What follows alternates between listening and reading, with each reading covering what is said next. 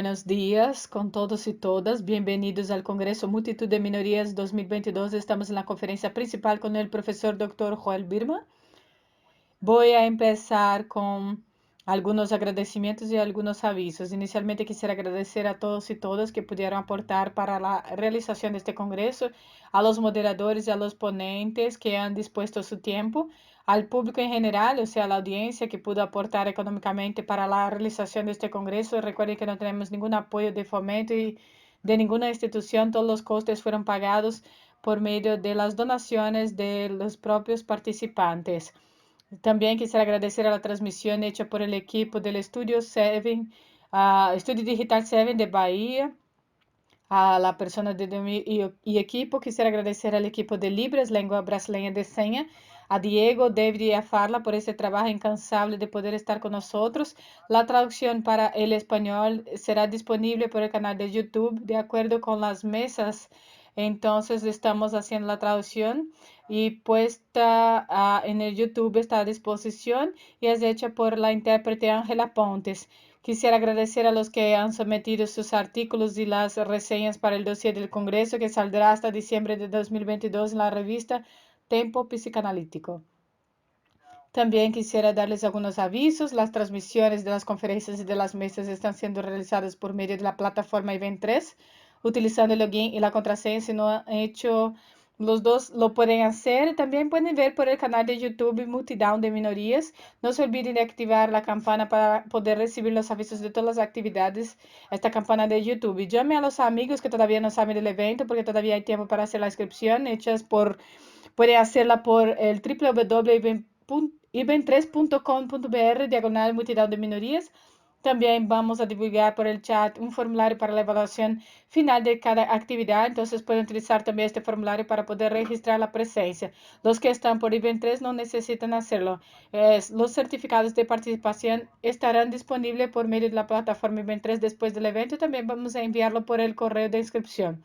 Las preguntas en el chat se contestarán de acuerdo con el tiempo disponible al final de cada actividad. Quisiera presentarles el moderador de esta conferencia principal, que es el profesor Dr. Alteribes Maciel Jr. Es doctor en teoría psicoanalítica por la Universidad Federal de Río de Janeiro y maestro en filosofía por la Universidad del Estado de Río de Janeiro. Actualmente también es profesor del departamento de posgrado, maestría y doctorado en psicoanálisis, Salud y Sociedad en la Universidad UBA, el profesor del Departamento de Psicología de la Universidad Pontificia Universidad Católica de Río de Janeiro, PUC. Además, es miembro asociado de la Sociedad de Psicoanálisis SPID y también lecciona anualmente el curso de corta duración en estudios de memoria en el programa de posgrado, maestría y doctorado en memoria, lenguaje y sociedad de la Universidad del Sureste de Bahía, UESB. Es también editor jefe de revista Tempo Psicanalítico, cuales a dos. También es autor de varios libros que podemos ver los nombres aquí. Entre ellos está La ética en Sandor Ferenczi por Río de Janeiro, editorial 7 Letras. Y también les presento a nuestro ponente principal, que es el profesor Dr. Joel Birman, que es profesor psicoanalista, miembro efectivo del Espacio Brasileño de Estudios Psicoanalíticos de EB y del Espacio Analítico de Francia. Es profesor titular del Instituto de Psicología de la Universidad Federal de Río de Janeiro, profesor e investigador del programa de posgrado en teoría de psicoanalítica de la Universidad de Río de Janeiro también, es director de estudios en letras y ciencias humanas por la Universidad de París 7. Es investigador asociado también del laboratorio. Así que quisiera pasarle la palabra al moderador, al profesor Dr. Alteribes, para poder hacer esta moderación de la mesa, de la conferencia principal. Por favor, Alteribes. Listo. Entonces, buenos días con todos y todas. Es un año más de evento, ¿no? Donde tratamos de minorías, políticas minoritarias, evoluciones, devenires, por medio de una perspectiva interdisciplinaria, donde traemos aquí a psicoanalistas, investigadores, genealogistas, personas que están implicadas en una crítica al presente para poder abrir a lo nuevo. Hoy tengo el honor de presentarles aquí a un gran genealogista, psicoanalista y pensador que trae una investigación histórica seguramente de gran nivel, que tiene el título de Modernismo, Historia de los ganadores y de los perdedores. Entonces, con ustedes el profesor Dr. Joel Birman. Por favor, profesor. Bueno, buenos días a todos. Inicialmente quisiera agradecer a los organizadores de este Congreso Multitud de Minorías, especialmente al profesor Alteribes Maciel, que desde el inicio me contacta y también en otros niveles, en otros tipos de situaciones que nos invita a congresos como este. Entonces, muchas gracias por la invitación. Felicitaciones a los organizadores para amplia afluencia de público, es decir, 1.300 personas, ¿no? Esto es excelente, poder reunir en una discusión igual que esta personas de todo el país y también a personas de lengua española, ya que el evento se traducirá al idioma español. Entonces me parece que eso organiza a una multitud de personas que escucharán estas presentaciones, y el tema, por supuesto, es un tema muy actual. Así que me parece que adentro de esta perspectiva filosófica y genealógica, juntar la problemática, la filosofía también a una multitud de Antonio Negri, junto con la concepción de minorías de Deleuze y Guattari, cuando hacemos este cruce filosófico, genealógico entre el pensamiento italiano y el pensamiento francés, la dimensión política de ello nos enseña que la concepción de multitud, que vino a hacer una crítica a la concepción de masa del siglo XIX, valorando la dimensión de las singularidades, que van a ser estas singularidades que van a traer las voces de estos discursos minoritarios múltiples y que cada vez más va emergiéndose y se enuncian en nuestra contemporaneidad. Así que adentro de esta pragmática general de esta multitud de minorías, quisiera hablarles sobre una lectura o una relectura de, de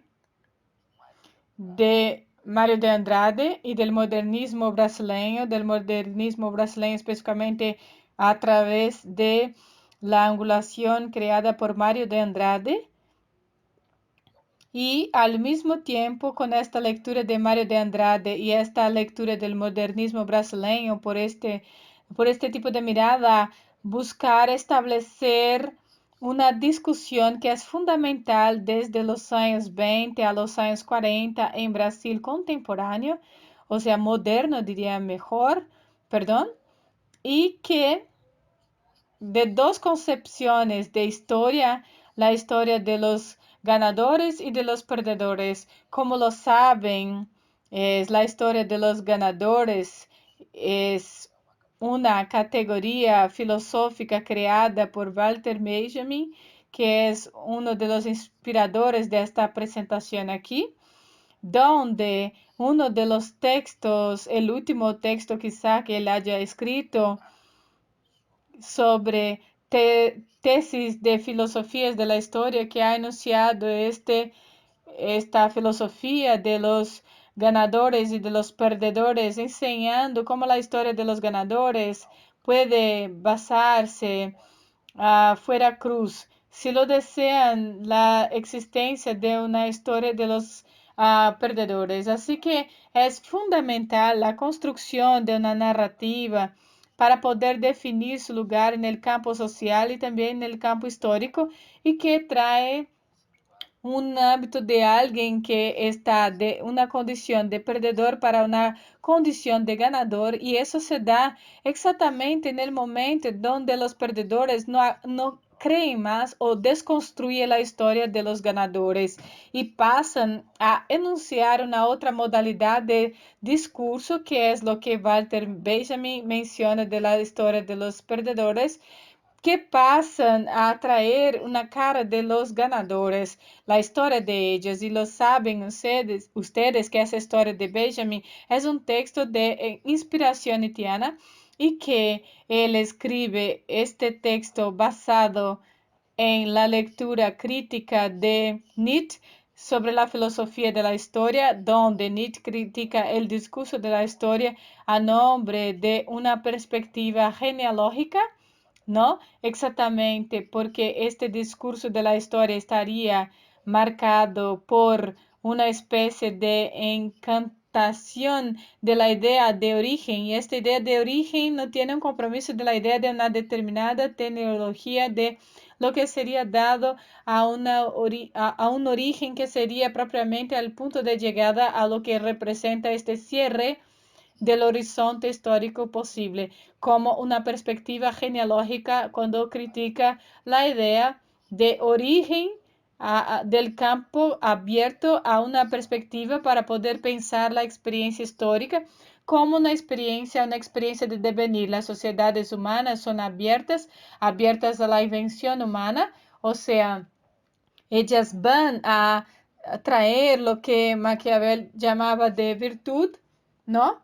Y nuestra capacidad de poder ser y definir la dirección o sea, el rumbo que queremos dar a nuestra vida, nuestras vidas como un ser en conjunto y qué tipo de sociedad queremos vivir y de qué tipo de etnicidad queremos regularnos. Así que yo pienso que esta perspectiva está tratada por Walter Benjamin. Ustedes saben que este es el tercer punto, que sería la perspectiva de la historia de la crítica de la genealogía, la crítica de la historia hecha por la genealogía de Benjamin, y que sería una historia de los perdedores y de los ganadores que será reanudada por Michel Foucault y que está en una obra de la filosofía de la historia, donde vuelve esta perspectiva genealógica y va a traernos sobre la toma de posición desde una perspectiva genealógica en su obra y también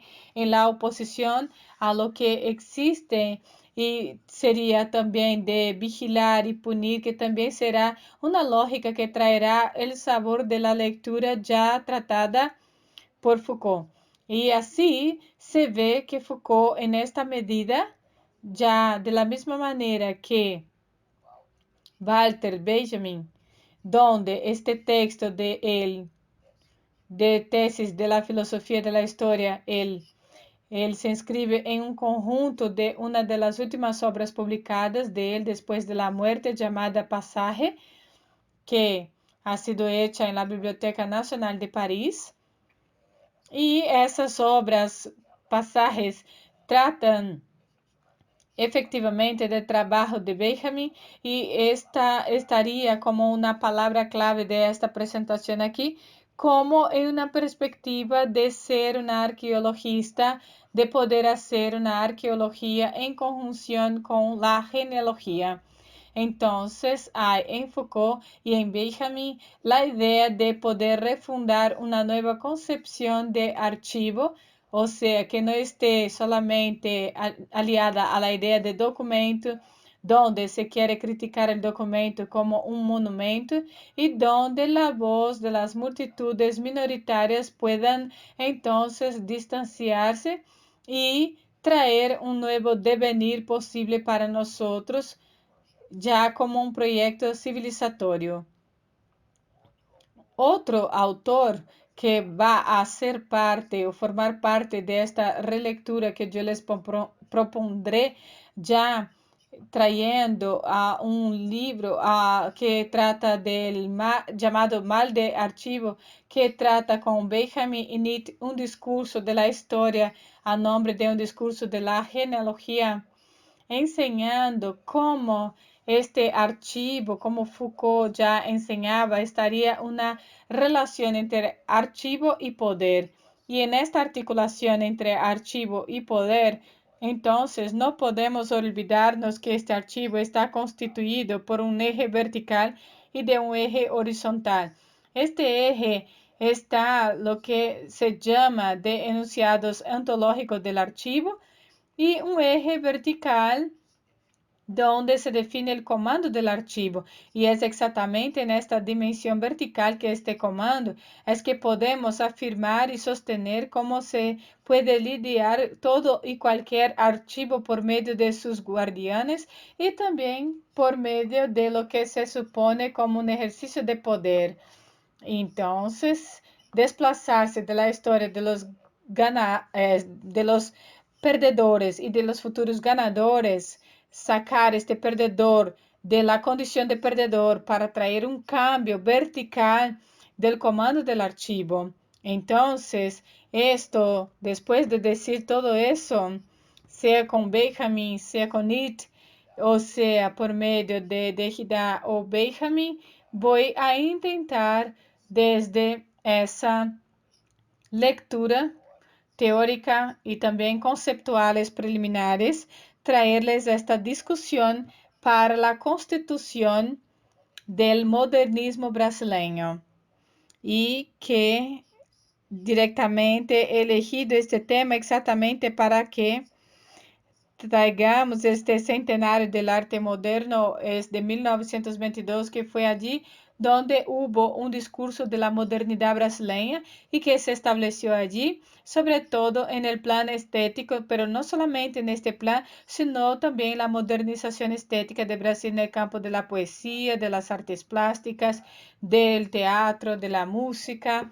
O sea, que implicaría a la vez una modernidad en la sociedad brasileña. Esa es una tesis importante enunciada por un contemporáneo de Mário de Andrade, que es lo que sería Graçarinha, que mantenía, perdón, con permiso, lo que podría haber un discurso sobre la modernidad estética brasileña a la medida que hubiera a la vez una modernización de la sociedad. O sea, una tesis implicando a la otra a la medida donde la modernidad, y este es otro punto clave, me parece que está presente en la lectura que Mário de Andrade hará, que será promocionar una descontinuidad en la historia brasileña. Entonces, esa palabra descontinuidad, que es lo que más me parece en otro aspecto la diferencia entre una historia que está marcada por esta relación entre origen y también el fin de la historia y una genealogía que está abierta a devenires.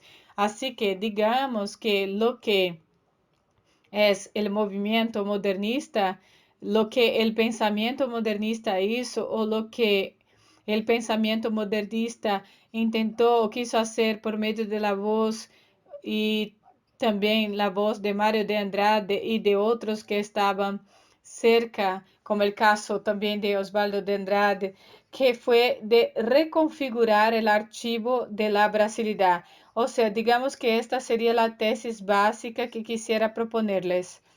Es una reconfiguración del archivo de esta brasilidad en el contexto de que el archivo de esta brasilidad ya existía desde que Brasil ha sido descubierto, desde la época de Brasil colonia, como vamos a ver, ya existía un archivo de esta brasilidad,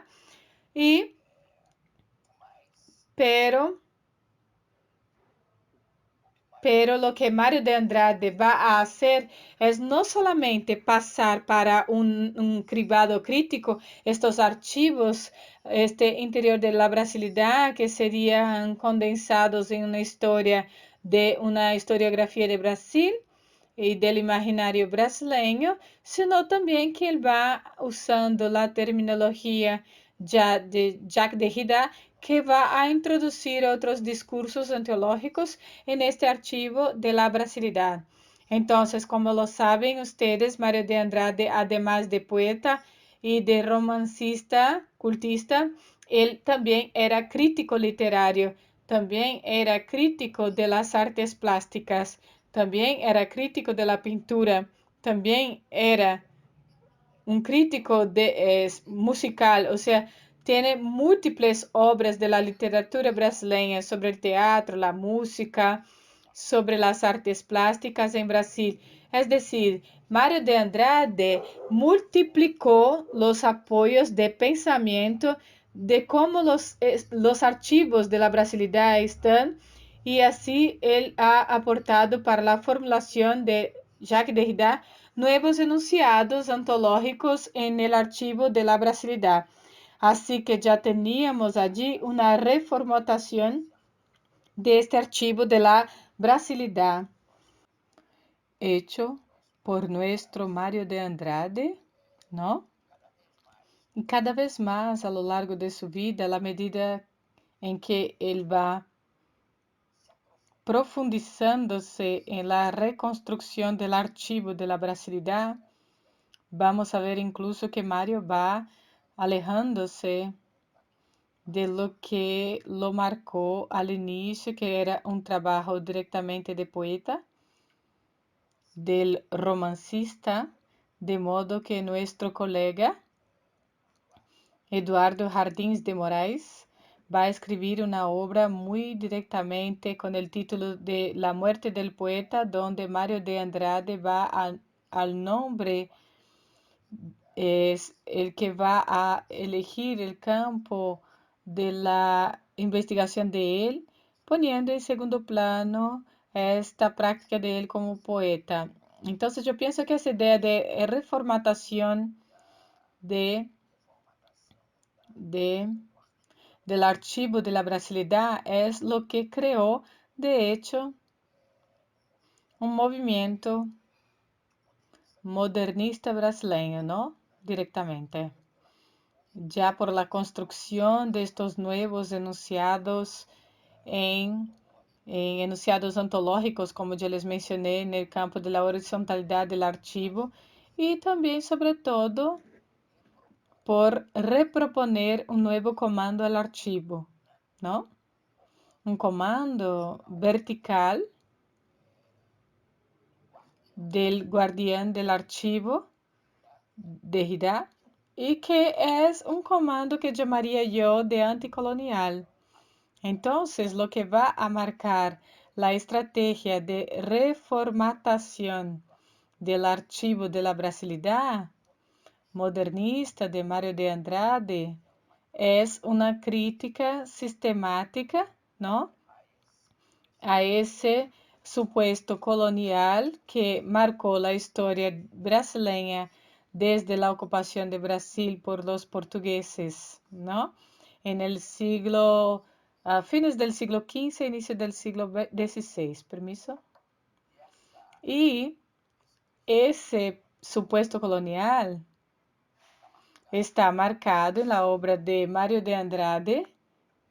Ele está marcado por una formulación muy interesante, que es lo que llaman él de la marca de la intelectualidad brasileña, marcada por el imperativo colonialista, que es lo que él llama de la molestia de Nabucco. Entonces, ¿qué quiere decir él con eso? Él quiere decir que la brasilidad, o sea, porque tenemos allí una marcación de una enfermedad, porque tenemos esta palabra molestia que ya un poco la alejamos de nuestro vocabulario contemporáneo, ya sería por haber una modificación contemporánea, pero esta expresión molestia de Nabucco, donde él dice que la molestia de Nabucco es lo que él vivía diciendo y repitiendo, que cuando él estaba en Brasil, él había echado de menos a Europa, y cuando estaba en Europa echaba de menos a Brasil. Entonces quiere decir que la traducción brasileña, la traducción de los intelectuales brasileños que hablaban de la historia del ganador colonizador, no conseguía emanciparse de su relación de subalternidad, de subserviencia, o sea, a la tradición europea colonialista. Este es el punto clave, de modo que nuestra historia intelectual estaba basada, según Mario de Andrade, en la repetición de lo mismo, en la pequeña, digamos, fuentes, las que mencionaron, las fuentes que serían las fuentes de fidelidad, con mucho más amplitud, Y este sería el criterio para sobresalirse en esta especie de feria de vanidad que era la historia de la intelectualidad brasileña moderna, marcada y enferma, diría, colónicamente por esta molestia de Nabucco. Entonces, lo que Mario de Andrade nos propone es que exploda con este supuesto colonial que nos ha marcado. Este sería el punto clave. Es solamente en el momento donde rompemos con esta memoria de sumisión colonial es que podemos transformar en partes la memoria premoderna en nuevos elementos que deben de ser revisitados para la creación de un archivo. Y una memoria no es un archivo. Un archivo tampoco es una memoria. La memoria es la condición necesaria de un archivo, sin embargo, no es una condición suficiente para que un archivo tenga solamente el tiempo del pasado, sino que él tiene el tiempo del pasado y el tiempo del presente, el modo el cual nosotros en el presente estamos revueltos y estamos subordinados en relación a en el caso, una sumisión colonial y abrimos con eso una perspectiva de futuro, o sea, es un devenir, ¿no? Es como civilización. O sea, como multitud, digamos, si vamos a utilizar aquí la propuesta de nuestro Congreso.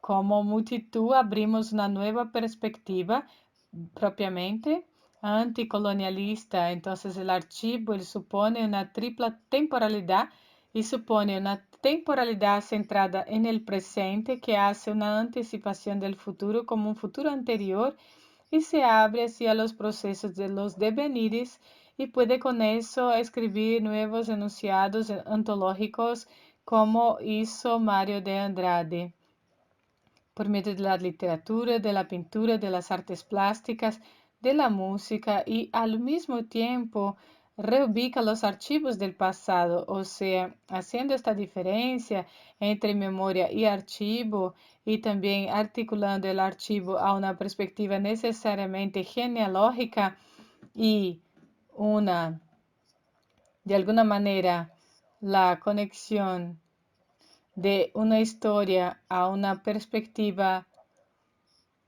propiamente marcada por orígenes y sin abrir una perspectiva de novedad en relación con el futuro, digamos. Entonces vemos que, claro, estoy intentando pasarles como que Mario de Andrade está desplazándose de una perspectiva que sería pasando la perspectiva memorialista para una perspectiva de futuro. Es lo que decimos que Mario de Andrade deja de ser folclorista cuando él pasa a tratar de objetos de artes en Brasil y hacer colecciones de experiencias musicales o hasta mismo literarias de otras regiones de Brasil. Es decir, él un poco se desplaza de una posición folclorista, regionalista, para poder asumir una posición supuestamente de unificar este legado brasileño como una totalidad que al mismo tiempo que respeta la diversidad, también al mismo tiempo articula esa diversidad criticando los regionalismos pasadistas y que son conservadores y que tienen el objetivo de la construcción de un futuro posible. Era exactamente lo que representaba este discurso nuevo que surge en los años 30 y los años 40, que sería el discurso del patrimonio nacional que ha sido creado desde el Capanema en el Ministerio de Educación y que Mario de Andrade trabajó también en este ministerio y después en la Secretaría de Cultura del Estado de São Paulo, donde él defendió esta perspectiva de una política del patrimonio, ¿no? Entonces me parece que la idea del patrimonio es lo que se queda como materialidad, como resultante de la construcción de este nuevo archivo de la brasilidad.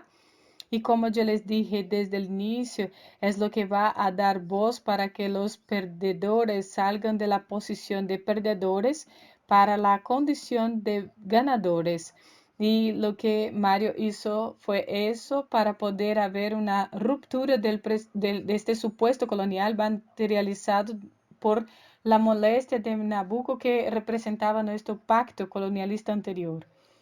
Y antes de seguir y enseñarles un poco más cómo Mario de Andrade va a reconfigurar este archivo de la brasilidad, quisiera solamente acordarles, quizá yo debería haber hecho eso antes, pero si yo no lo hice, voy a hacerlo ahora en ejemplos contemporáneos que estamos viviendo en lo que se refiere al desplazamiento de la condición de perdedor para la condición de ganador, ya que nuestra contemporaneidad está marcada justo por una vocalización de nuestras minorías, ¿no? Que salen de la condición de minorías, salen de la condición del discurso, de la historia de los perdedores para crear una historia de los ganadores. Entonces, en esta medida, a la medida en que las mujeres empezaron desde los años 40 y 50 a hacer como que una revolución feminista y que totalmente se radicalizó en los años 80 con el feminismo y también que existe hasta hoy, esa evolución femenina, esta salida de las mujeres de la condición subalterna y también de sumisión a los hombres en una perspectiva patriarcal, permite que las mujeres no solamente traten una búsqueda de igualdad en relación con los hombres en el espacio social en el sentido de las mismas, de tener las mismas oportunidades y poder ocupar los mismos puestos y no tener que estar en solamente la condición de mujeres y madres, sino que tengan allí otras posibilidades de poder existir además de la condición de mujer y de la condición de la maternidad, ¿no? Entonces esas mujeres, cuando crean esta condición, ellas permitían una reescritura de su historia, o sea, haciendo con que una historia escrita desde las mujeres da una otra perspectiva de lo que ha sido este devenir histórico y que la historia anterior escrita por los hombres, claro, este es un ejemplo claro, ¿no? De cómo desde los movimientos feministas tuvimos una producción intelectual significativa y que es de historia de las mujeres, historia del femenino, historia de la feminilidad, o sea que ha enseñado y ha marcado nuestro mundo contemporáneo y que tenemos un ejemplo de eso que es lo que se da también por medio de los movimientos de los gays, que desde el movimiento feminista es, tuvo este movimiento antipatriarcal y esto también posibilitó a los gays a poder asociarse a los movimientos feministas para poder entonces dar voz a su condición de minoría y poder pedir para que sean reconocidos y poder salir de su condición de subalternidad de modo que tengan esta posición de esta comunidad gay sea una nueva historia de los gays y que pudiera ser escrita de modo a que pudieran rehacer la historia de la relación de los géneros anteriores, que estaba marcada por la jerarquía entre el masculino y el femenino. De la misma manera como actualmente tenemos ese tipo de aparición de la condición trans en nuestra comunidad y que tenemos una nueva condición de género y que tenemos que salir del binarismo hombre-mujer, masculino y femenino, permitiendo que haya una otra posibilidad de historicidad entre los minoritarios y de los subalternos y que ellos tengan voz de modo que podamos entonces crear un otro devenir, ¿verdad?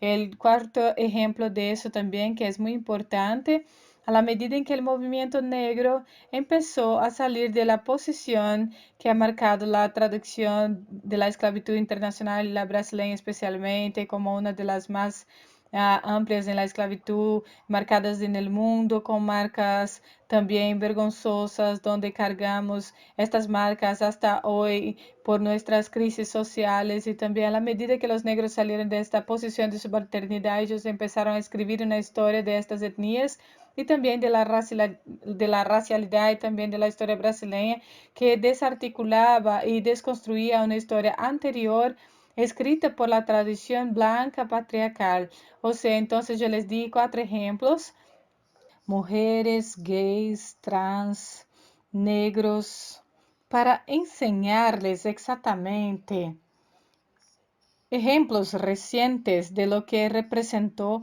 esa historia esa, este cambio de la condición de perdedor para la condición de víctima. Entonces, lo que Mario de Andrade ha hecho con este movimiento modernista, como yo les dije, fue recrear una nueva perspectiva del archivo de la brasilidad ya centrada directamente en una desconstrucción del supuesto colonialista y poner Brasil delante de un proyecto de futuro, un proyecto de devenir sin que él estuviera atado a las ataduras del pasado colonial y de un esteticismo vacío que ha marcado las tradiciones artísticas brasileñas hasta entonces. Entonces, lo que se hace en este momento es la siguiente pregunta de que Mário de Andrade, para poder realizar essa desconstrucción colonial, él no solamente ha despertado para Brasil, como él mismo dijo en un poema de 1925 llamado El Descubrimiento, donde él habla de este hallazgo, este contacto que tuvo con Brasil, que antes él era un brasileño que estaba dormido, como la gran mayoría es, la gran parte de los brasileños lo es, como también desde entonces él empezó a hacer viajes por Brasil. Y para poder empezar, perdón, estos viajes a las ciudades históricas donde él estaba con los modernistas como Oswald de Andrade. Pero después él empezó a hacer viajes cada vez más al norte del país y entonces en estos viajes fue donde él pudo obtener objetos, cancioneros populares o poesías, producciones literarias, producciones ya muy amplias brasileñas para crear archivos de la brasilidad, esta colección. Así que, además de eso, Mario de Andrade hizo una reflexión genealógica que es sobre este tema de lo que sería brasilidad, que es lo que voy a intentar de alguna manera hacerles como pregunta y discutir un poco con ustedes para reflejar un poco de cómo ha sido esta fundamentación teórica genealógica de Mario de Andrade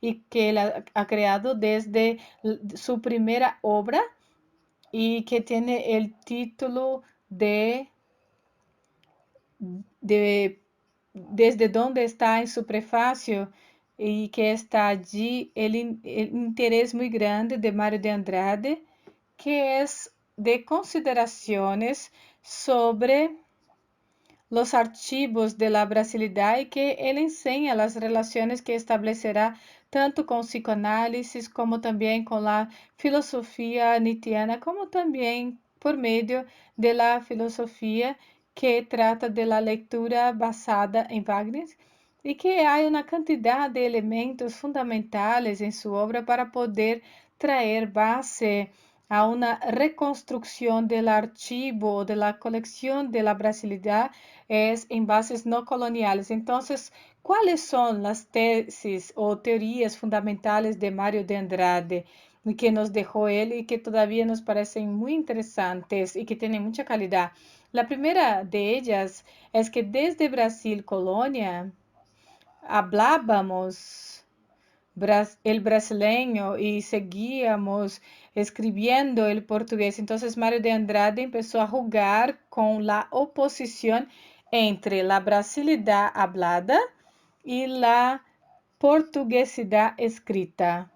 Entonces, en nuestra condición colonial, hablábamos ya como brasileños, o sea, empezábamos a crear una nueva manera de, de expansión, de ritmo, de palabras, o sea, de la lengua brasileña que no estaba más en el campo de la lengua portuguesa, sino que seguíamos escribiendo como portugueses. Entonces, por medio de esta paradoja entre una escritura portuguesa y palabras o habla brasileña, seguimos desde Brasil colonial y diríamos entonces que una de las no continuidad promovidas por el discurso sería por el discurso modernista, que fue exactamente de que tirábamos a la basura la escritura de portugués hecha en Brasil y pasábamos a escribir en brasileño. O sea, de la misma manera como hablábamos este brasileño, pasábamos a escribirlo también.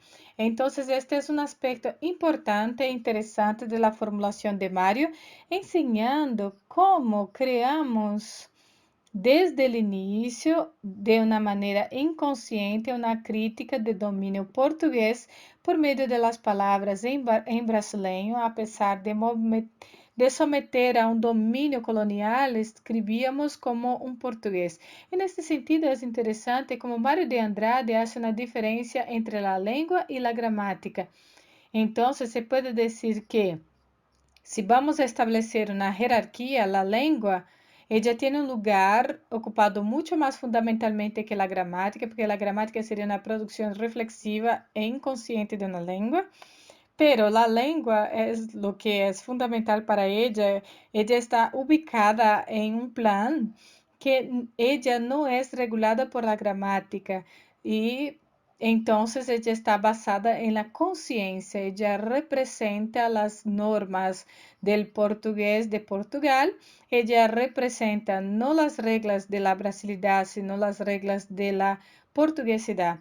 Solo fue con este movimiento modernista que entonces desconstruimos esta gramática del portugués de Portugal y pasamos entonces a crear una nueva gramática que era la gramática que estaba totalmente de modo brasileño. Entonces son puntos interesantes que Mário de Andrade hace con una asociación, o sea, eso también con la temática de la música, haciendo oposición entre la melodía y la armonía musical, en el sentido de decir que lo más importante de la música sería la armonía y no la melodía, porque la melodía está mucho más cercana de la gramaticalidad, mientras que la armonía está mucho más cercana de la lengua directamente fundamental y que hablamos en el sentido de que esta lengua brasileña está más cercana de una armonía, de una melodía, de una musicalidad que no tiene que ver con la musicalidad es gramatical o de la conciencia portuguesa que nos dominó desde de su descubierta. Entonces, es una derivación importante de esta teoría o de esa tesis de Mário de Andrade. Y siguiendo ya en la fundamentación de esta tesis, de esta teoría de que Mario incluso se pregunta si la emergencia de la tradición es la brasileña por una solución de una lengua brasileña que pasa a ser al mismo tiempo una manera de poder escribir en brasileño y no más en portugués de Portugal. Es de qué manera podremos hacer esa desconstrucción. O sea, esta es una primera idea interesante de Mário de Andrade. Es decir, que ¿cuál es el método de desconstrucción del paradigma colonial? O sea, me parece que él está muy claro, o él es muy claro, justo por su propio título de su obra, sería de una manera de Paulo ser desvairado, es que donde Mario va a desconstruir esta boca torcida del Nabucco, que es un método que tenemos que quedarnos locos porque va a darnos delirios para poder desconstruir esta gramaticalidad portuguesa, esta gramática colonial, para que podamos entonces traer de vuelta aquello que un poco dejamos fuera y que construimos, que sería la vida de nuestra producción de la brasilidad desde un Brasil colonial, para poder inventar y poder entonces traer creaciones de nuevas formas de escrituras que no sean las que estén conectadas a la escritura portuguesa directamente, ¿no? Entonces, el método de este delirio, que sería equivalente al método de que podríamos hablar en lenguaje más contemporáneo, de una desconstrucción o entonces del supuesto colonial, sería hacer un poco este cambio de él mismo, ya trayendo como resultado la producción de todo ello. Y que sería hacer elogios y también traer esta condición de lo primitivo. Entonces, primitivismo pasa a ser valorado en la perspectiva de Mario de Andrade como siendo una marca importante de nuestra brasilidad. En lugar de avergonzarnos en este primitivo, como si él fuera una señal de nuestra barbarie en relación con la celeridad pura y limpia europea, entonces pudiéramos empezar a tener un orgullo de nuestra condición de primitivos, de poder entonces decir que este primitivo sería la magnitud de toda y cualquier civilidad. De cualquier manera de enunciación que no fuera la enunciación de la gramaticalidad portuguesa o de la gramática portuguesa. Entonces hay una articulación interesante en Mario de Andrade, en este método de poder traer de vuelta la parte primitiva como siendo positiva y no negativa, como fue construida en la parte colonial en el siglo XVIII, convirtiendo el primitivo en bárbaro, como vimos en esta producción de psiquiatría brasileña en los años 20 y 30, donde este primitivo estaba asociado al bárbaro y a lo que sería desgenerado, y que Mario de Andrade trata de alguna manera, trata junto con Oswald de Andrade, un elogio de la condición del primitivo con una producción fundamental de este método de cambiar o desconstruirse. Entonces, más de que eso sería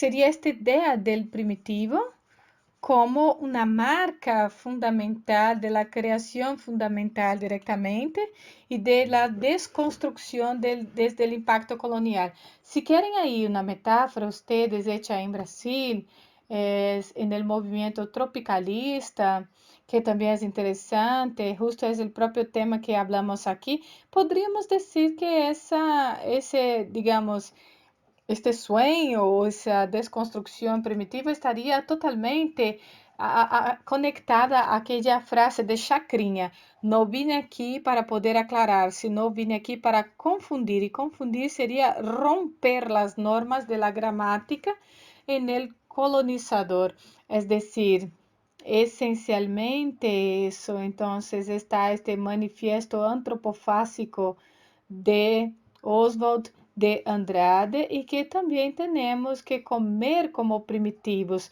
o sea, las fuentes extranjeras para poder recrear a nuestra manera, a nuestra brasilidad, y que es una marca, esta práctica de todo este sueño o de desconstrucción. Entonces, en este contexto directamente es que Mario de Andrade empieza a enunciar la utilización que hace él adentro de su discurso de las categorías psicoanalística.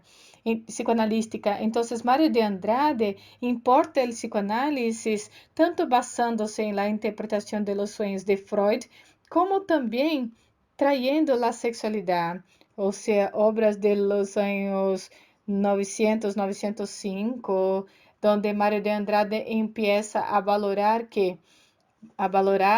estas palabras del inconsciente, y que empieza a hablar de la sexualidad, empieza a hablar también de instinto, lo que nosotros de modo contemporáneo llamamos de un nivel de un instintivismo llamado a lo que sería a un ámbito primitivo, y que sería el ámbito de la pulsionalidad, y que Mario empieza a hablar de la producción básica de la brasilidad, y que lo llamamos de pulso. Entonces, claro, tratando de la gramaticalidad, está marcado por este instinto, que está marcado también por lo que Freud llamaba de la sexualidad perversa, y que está marcada por una riqueza y al mismo tiempo una gran disparidad es que no tiene coherencia de enunciados y que abren nuevas posibilidades, o sea, nuevos devenires posibles.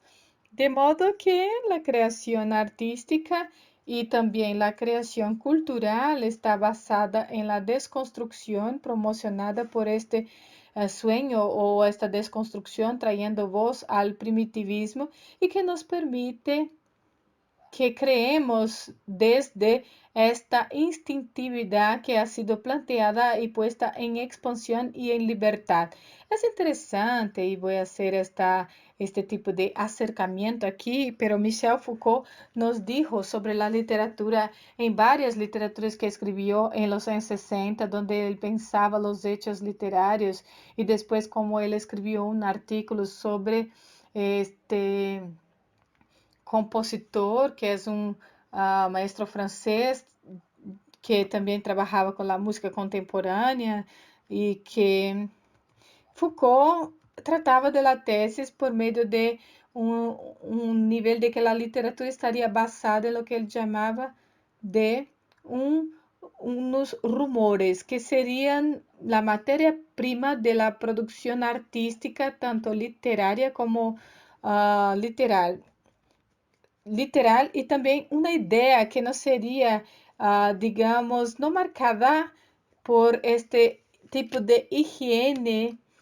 como que si fueran una idea de la primitividad, de la primitividad y también de las acciones. Y ven como Mario de Andrade, que cuando trae y da la voz a esta brasilidad, él pasó a traer lo positivo del primitivo y deja el primitivo haciendo algunos ruidos para que estos nuevos devenires pudieran estar en nuestra producción social y estética. Y en este sentido también desde el punto de vista de la pintura, este tipo de murmuro se va a traer en una manera de una forma socialista que también ha sido valorada por la tradición y por la tradición modernista de Mario de Andrade, cuando trata de estas murmuraciones y que también es brasileño. Y entonces en esta medida todo ello son murmuraciones o murmullos, ¿no? Y donde se establece una nueva posibilidad de brasilidad que va a abrir nuevos devenires. Perdón si yo estoy repitiendo, pero eso es para que se fije la interpretación que yo estoy intentando transmitirles. Bueno, pero en este sentido, todo este conjunto de tesis, teorías, de argumentaciones que yo intenté transmitirles, está todo ello condensado en una obra más grande de Mario de Andrade llamada Macunaíma. Macunaíma es una obra llena de paradojas, ¿no? En el sentido de que, por una parte, Macunaíma intenta introducir en el lenguaje las bases negras e indígenas de la lengua brasileña, que no es la lengua portuguesa, y que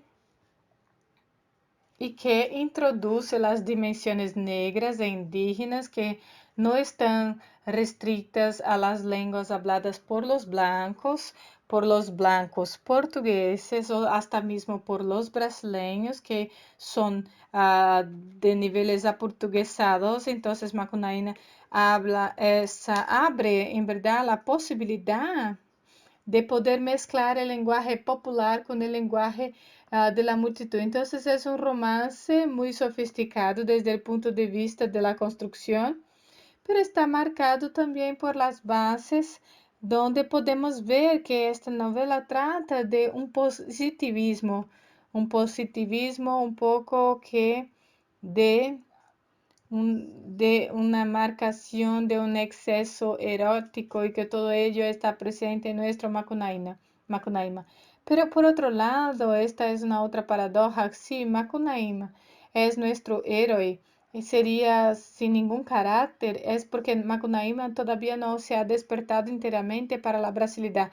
Siguió atado a determinadas marcas de los coloniales. Entonces, Macunaíma al mismo tiempo es la posibilidad de devenir y al mismo tiempo nos enseña nuestras ataduras o conexiones como marcas precoloniales que hacen con que Macunaíma no haya despertado. Y Mario lo hizo en 1925 en aquel poema que yo les mencioné, que son los descubrimientos y descubrimientos. Entonces, para que sigamos ya para una conclusión de esta presentación aquí, de esta ponencia, quisiera decirles que hace 2 años un poeta, un músico negro brasileño llamado MC Der hizo un espectáculo en el Teatro Municipal de São Paulo, donde se realizó el arte moderno allá, la Semana del Arte Moderno, e intentó traer de vuelta lo que sería en 2022, lo que traería a la modernidad brasileña la voz del negro. Entonces, este Messi incluso hace una película de su espectáculo y que creo que ustedes deben de conocer, no sé, que es una excelente película, donde él hace acordar lo que el movimiento de 22 se había olvidado en el tema de introducir voces negras adentro de la tradición brasileña, sea en el campo de la poesía, sea en el campo de la música, como Pichinguinha, por ejemplo, que ya está olvidado, también en el teatro. O sea, todo este espectáculo, creo yo, de este nuevo 22 hecho por MC, hace una visión de radicalización de la tesis de Mario de Andrade, de cultura completa con este pasado colonial, o sea, con esta molestia de Nabucco, en el sentido de poder hacer con que nosotros podamos ver y podamos elegir una historia de vencedores o ganadores blancos para una historia de los perdedores, para que ellos puedan hablar y tengan voz en las comunidades negras, para el arte negro y también para el movimiento de las minorías que son mayorías en los tiempos brasileños. Así que yo pienso que este MC vino para poder entonces rectificar, o sea, reubicar una perspectiva de Benítez con gestos iniciales del movimiento modernista brasileño, donde pasó para poder mencionar Lacan una fusión de las bases negras en nuestra tradición brasileña y también de la brasilidad como un negro. Entonces eso es lo que quisiera decirles. Muchas gracias por la atención de todos. Muchas gracias y también por la presencia. En el caso si tienen algunas cuestiones, dudas, por favor, estén a gusto para preguntármelas, porque así creo que tenemos tiempo todavía para un breve debate. Muchas gracias. Eso es todo. Hola, entonces, bueno, muchas gracias, Joel, una vez más nos da un regalo con una excelente ponencia. Entonces, trabajando en Mario de Andrade, este primitivismo brasileño que quizás sea necesario rescatarlos hoy día como una marca de nuestra diferencia, de nuestra colonización portuguesa. Y en el momento donde has mencionado estas observaciones tan precisas y con mucho criterio con lo que se refiere a la importancia de Mario de Andrade, me parece que has destacado todavía aspectos importantes y genealógicos para que podamos recolonizar a Brasil en su diferencia y también nos trajo a Mario de Andrade como un ejemplo para que pudiéramos hacer una relación genealógica en lo que él ha multiplicado con la genealogía que está implícita en su discurso que de alguna manera se quedó, ¿verdad?, explicitada en tus palabras. Así que estás hablando de emergencia, proveniencia, culturas, diferencias. Entonces surgió aquí una pregunta de Lucas Bragas Martins, o sea, donde él pregunta que ¿cómo podríamos pensar en una acción psicoanalítica de trabajo institucional en la relación de territorio y también en la trama social, pensando en una mirada subjetiva como posibilidades? Esta es una pregunta de él. Bueno, Lucas, me parece que de alguna manera, me parece que el psicoanálisis contemporáneo brasileño, no solamente brasileño, sino también francés, francés y también europeo, ¿no? Él un poco que trató de una práctica destinada y pasó a ser una práctica destinada también para las clases populares, es decir, empezó a ser como que una oferta de ayuda, de transmisión, de diálogo para las comunidades periféricas brasileñas, no solamente para las clases medianas y bajas, sino también para las clases populares brasileñas. Entonces yo pienso que el psicoanálisis es un espacio cada vez más cultivado, es decir, de posibilidades de poder haber escucha y también abrir posibilidades de poder traer estas combinaciones para que se pueda traer de alguna manera salir de alguna condición donde sería una condición melancólica para una posibilidad de devenir. Entonces yo pienso que la función de psicoanálisis cuando se abre para este tipo de universo, es de poder posibilitar a nuevos devenires, no solo por medio de estas poblaciones y para ellos, sino también para psicoanálisis. Entonces, no está solamente en un ámbito colonizador. Entonces, psicoanálisis también tiene que ser reconstituido por medio de estas voces que tienen allí estas capas populares, entre otras, y también otros horizontes socioculturales brasileños, ¿no? Y hay una pregunta aquí de Amora y quisiera que hablaras un poco de su nuevo libro, Aurora, Memoria y Delirios de una Mujer de la Vida, Amora Hu.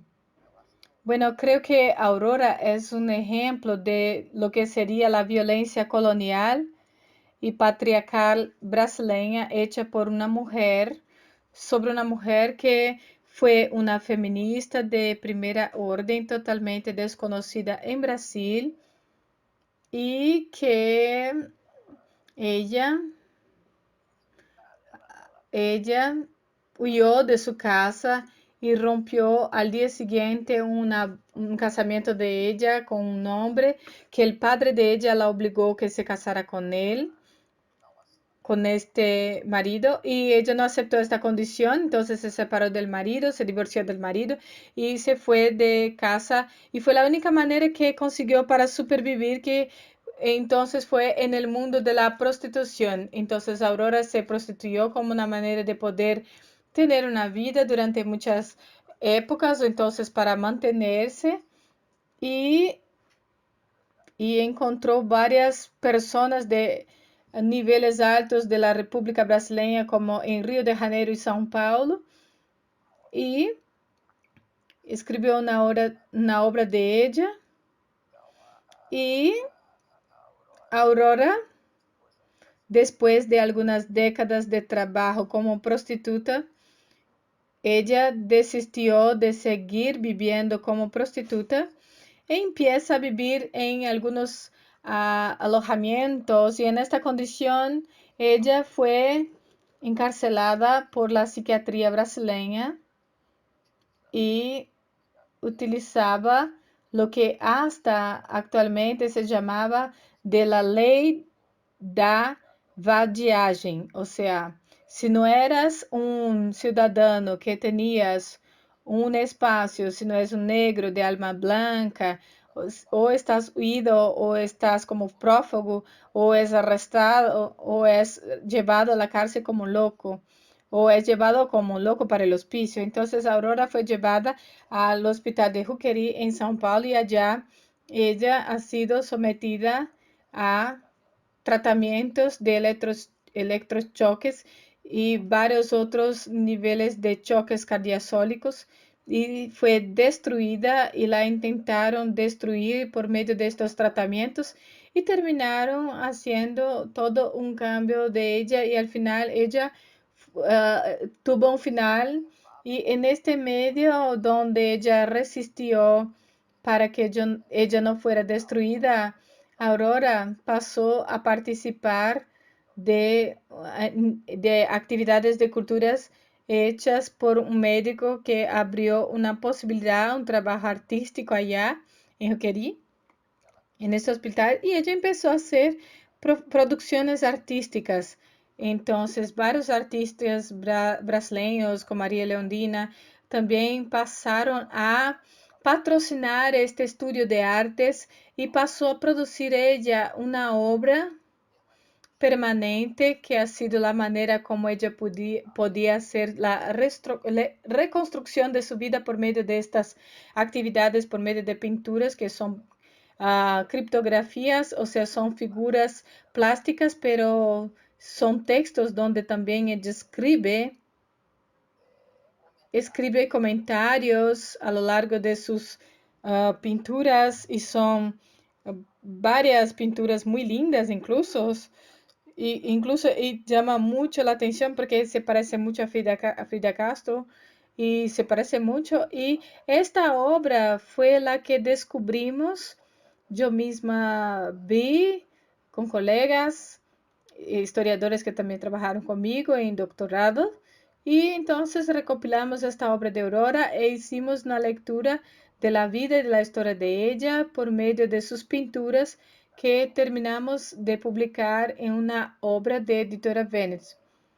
Y entonces son Memorias y Delirios de una Mujer de la Vida. Creo que Aurora es un tipo de ejemplo de resistencia a este Brasil colonial, que usaba hasta bastante actualmente esta ley como una manera de aniquilación social de las clases sociales que no pudieran tratar de esta pauta en Brasil. Así que Aurora traería ahí supervivencias. Entonces estoy muy orgulloso de este libro, que dio la visibilidad y la voz a Aurora, cosas que no permitían que ella lo tuviera a lo largo de su vida. Hay una otra pregunta de Ana Moreira por medio de sus palabras, de tus palabras, y pregunta: Joel, ¿el primitivismo brasileño valorado en 1922 tendría algún tipo de conexiones o cualquier otra herencia de algo similar a lo que se pasó en el romantismo alemán? Bueno, Ana, yo pienso que el primitivismo brasileño, yo pienso que a todo el momento de cultura, de ruptura también literaria, que es una apertura, ¿no?, para nuevas formulaciones, tienen sus similitudes, pero también tienen sus diferencias, ¿no? En el caso del romantismo alemán, me parece que él ha sido muy marcado, creo, por el idealismo alemán. Y el idealismo alemán, yo pienso que está muy lejano de esta marca del primitivismo transcolonial que empieza a surgir a lo largo del siglo XX. Entonces yo pienso que sería una similitud más conformada. Entonces yo pienso que esta diferencia substantiva de este romantismo alemán, yo creo que es un discurso lejos del campo de la corporeidad. Este primitivismo brasileño y el primitivismo contemporáneo, digamos, que no solamente el brasileño hoy, sino que también trata de la valoración de este cuerpo, del baile, esta dimensión, esta expresión corporal que estaba ausente de la tradición del romantismo alemán. Bueno, Franciele Casillo, por medio de las palabras tuyas, diagnosticó que has hecho como que una investigación en un determinado contexto de esteticismo de Brasil que marcó nuestra historia de esclavitud. Ella nos pregunta que ¿cuáles gramáticas posibles serían pensadas hoy día? Franciele Castillo hace esa pregunta para ti. Bueno, es Franciele Castillo. Mario de Andrade tiene un texto de una clase que hizo de inauguración en Distrito Federal en 1978, en un curso de filosofía que estuvo publicado en un libro también, un texto que se llama Duarte y Artesanía, Acto y Artesanía, donde él hace una discusión muy interesante sobre lo que él llama de arte individualista contemporáneo y un arte que está conectado a la producción de trabajo. Entonces, la idea de artesanía que está articulada a la idea de trabajo es de un arte como una visión totalmente opuesta al arte que es practicado por las élites brasileñas, ¿no? Y entonces esta parte de arte por arte es activa. y arte como artesanía estaba más cerca de una dimensión de la artesanía portuguesa y da otro peso a esta parte. Entonces, donde Mario rescata las tradiciones negras e indígenas brasileñas en sus viajes que hizo por Brasil para reconstruir los archivos de la música, de la literatura, del teatro, de la escultura, de la pintura. Entonces él se destinó un poco más para esta producción del arte como artesanía. Entonces pienso que este arte como artesanía que está presente hoy día, tanto en la producción artística de los movimientos populares brasileños, como también estaba presente en la producción de los movimientos del arte directamente producida por los pueblos de Brasil, que yo pienso que es una especialidad brasileña, ¿no? O sea, un trabajo hecho por pueblo brasileño y para también, ¿no?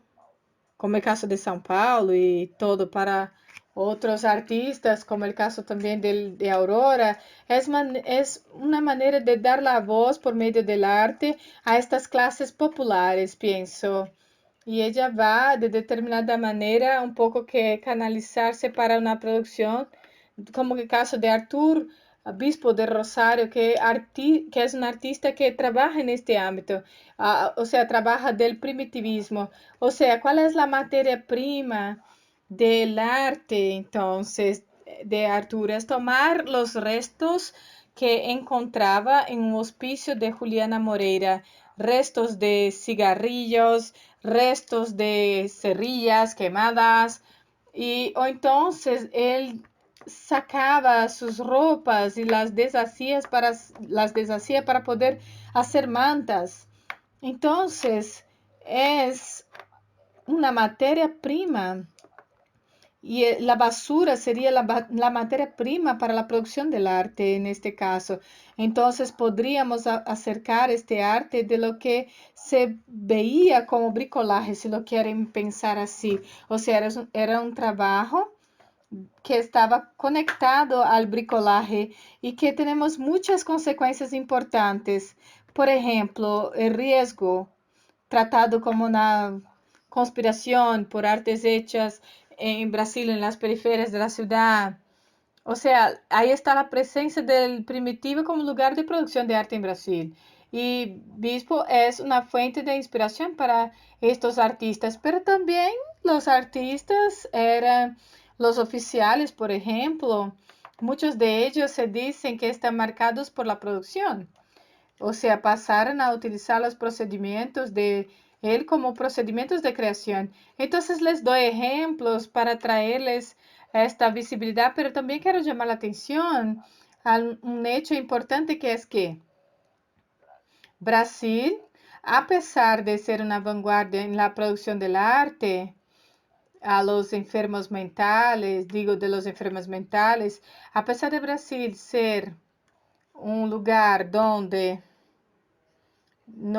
en sus celebraciones de Brasil 500 años, abrió estas celebraciones con el arte producido por los indígenas y también por los locos, por ejemplo. Es en el lugar de estas producciones de la historia brasileña, tenemos el ejemplo de nuevos archivos de producción de brasilidad, ¿no? Pero por otra parte, Brasil no da a los nuevos pintores el lugar de artista. Siguen tratándolos y tratando las producciones de ellos como siendo productos de una práctica de tratamiento como tales. Ellos no son reconocidos como artes, están fuera del campo del arte brasileño. Entonces, los artistas locos como Bispo y los otros son descubiertos como el caso de Anista Silveira, o sea, como Aurora. Ellos no son reconocidos por la historia brasileña. Entonces, me parece que es un paso próximo de nuestro proyecto anticolonial, es dar esta voz a los artistas y darles el lugar que merecen ellos, ya que ellos hoy en la práctica ya son elementos de inspiración para el arte que se hace en las minorías brasileñas. en distintas ciudades y posiciones, ¿no?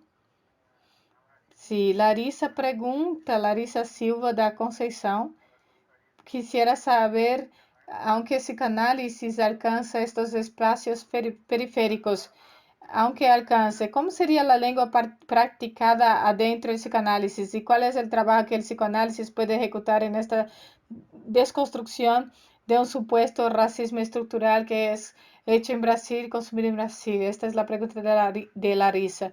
Pienso que Brasil, el psicoanálisis tendrá su lado social en las comunidades, no para poder hablar de una manera, diría yo, como se dice, una manera, déjame ver, paternalista, ¿no?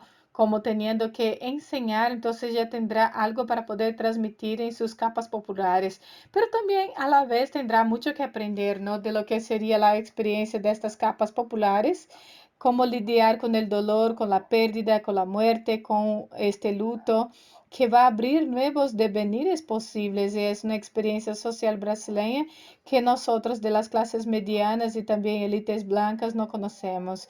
Y tenemos que aprender estas cosas para que podamos entonces universalizarlas. Vale.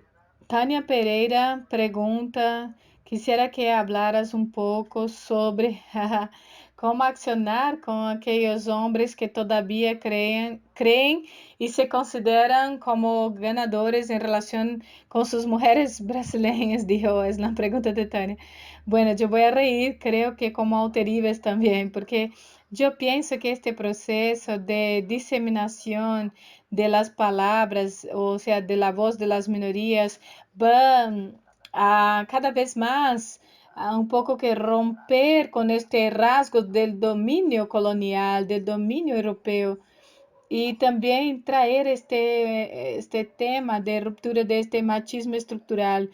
Entonces yo pienso que él es un rasgo fundamental patriarcal. Entonces Brasil es un país que produce mucho más feminicidio en el mundo. Entonces, si esta reacción masculina se da hoy día con esta intensidad en Brasil, es porque este movimiento de afirmación de la voz femenina está en curso.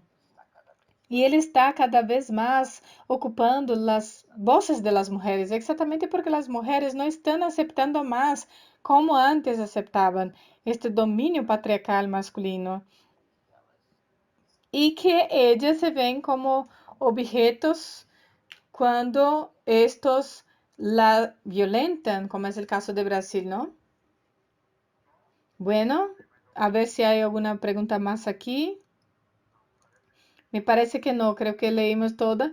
Entonces voy a hacerte entonces una pregunta, como la ponencia tuya me mueve mucho, como las ponencias como la ponencia de hoy, como también el recorrido tuyo en psicoanálisis. Entonces, hablaste muchísimo en devenir a lo largo del tratamiento analítico. ¿Cómo se quedaría esta perspectiva adentro, este proceso analítico, para que tales investigaciones históricas y también que hace esta analogía? Bueno, me parece que para mí este trabajo teórico de genealogía, sea por parte de Foucault, sea parte también de otros, como de lo que se hace también en psicoanálisis, eso no es un trabajo de orden formal, es un orden que intenta entender esta parte psicoanalítica y que sería una experiencia psicoanalítica que no sería solamente un trabajo de una reconstrucción de una historia, sino que es un trabajo de restauración y de una colocación en cuestión de una tradición genealógica y la apertura de nuevas posibilidades también y nuevos devenires también. Y en esta tradición genealógica y en este sentido, claro, es un punto clave para que podamos abrir y reabrir esta dimensión genealógica de psicoanálisis, es poder poner en cuestión el lugar de poder que está ocupado por este psicoanalista y que sería el que tiene que ser puesto en cuestión como una unidad de poder cuando se ve esta parte de apertura como devenir para nuestros analistas, pero también es apertura también devenir para los pacientes, pero también para los que son analizados. Yo pienso que son pasibles de poder ocupado por los analistas y que tienen que ser tratados en cuestión. Creo que es este el punto clave. Escribí de eso también y hablaba justo de psicoanálisis con poder en la práctica psicoanalista. Yo pienso que esto es pensar esta genealogía en psicoanálisis. Yo creo que es un punto clave en cuestión. Bueno, creo que no tenemos más preguntas aquí. De cualquier manera, Joel, muchas gracias una vez más. Ha sido una gran alegría tenerlo aquí con nosotros hoy, poder contar con la colaboración tuya que es muy preciosa y yo sigo las ponencias tuyas en congresos que participamos juntos y sé que genealogía es una marca del trabajo tuyo y luchas con mucha convicción, con varios niveles metafísicos y utilizas esta investigación histórica de Michel Foucault adentro de esta perspectiva psicoanalítica y que me parece muy interesante e intenta trabajar la disposición psicoanalítica con una lectura hasta donde entiendo yo como un poco lo que mencionaste del poder que el analista puede tener si no es capaz de tener cómo hacer una crítica a sí propio. Entonces, para hacerte una última pregunta, ¿te parece que es posible introducir esta investigación histórica de Foucault adentro del dispositivo, la disposición de psicoanálisis? Y yo digo, introducir sería como el método. Bueno, yo pienso que no solamente como puede, sino también que debe, o sea, que tiene que hacerlo. Yo pienso que la posibilidad de psicoanálisis hoy es poder renovarse por si no pasa para esta perspectiva genealógica.